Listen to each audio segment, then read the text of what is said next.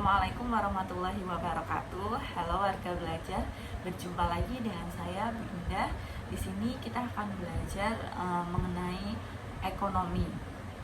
Nah, di minggu lalu Binda sudah memberikan materi tentang APBN, tapi baru pengertian dan tujuannya. Sekarang kita akan belajar lebih lanjut lagi tentang APBN, yaitu mengenai fungsi adanya APBN. Jadi fungsi dari APBN itu sendiri ada 3, yaitu yang pertama fungsi alokasi, fungsi distribusi, dan yang ketiga fungsi stabilisasi atau stabilitas. Nah, yang pertama itu fungsi alokasi. Fungsi alokasi di sini maksudnya adanya APBN ini membuat rincian antara pengeluaran dan pemasukan pendapatan negara. Jadi dalam fungsi alokasi ini memuat informasi mengenai rincian penerimaan dan pengeluaran pendapatan negara. Jadi pendapatan yang diterima oleh pemerintah itu dari mana saja, kemudian dibelanjakan untuk apa saja, itu adalah fungsi dari APBN yang pertama, yaitu alokasi. Nah, terus fungsi yang kedua itu mengenai fungsi distribusi. Jadi seperti namanya saja, distribusi.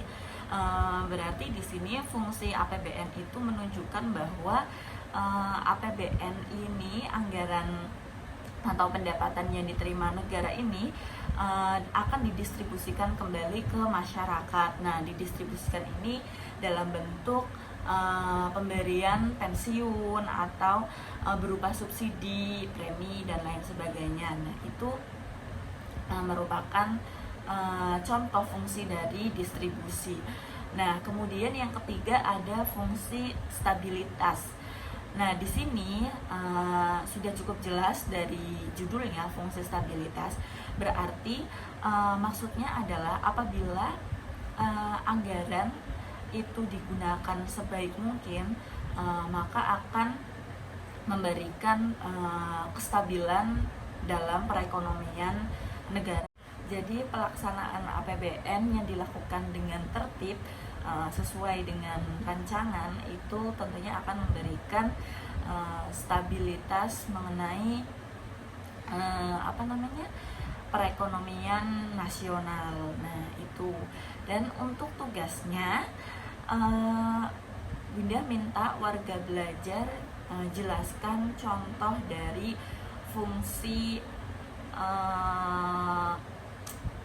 alokasi. Nah, jadi warga belajar bisa jelaskan misalnya penerimaannya itu dari mana, kemudian dikeluarkan untuk apa. Nah, itu salah satu penjelasan mengenai singkatnya mengenai fungsi alokasi. Jadi silakan warga belajar sebutkan dan jelaskan contoh fungsi dari alokasi. Nah, harus ada itu ya, pemasukannya dari mana, kemudian dikeluarkan untuk apa. Nah, cukup sekian, terima kasih. Wassalamualaikum warahmatullahi wabarakatuh.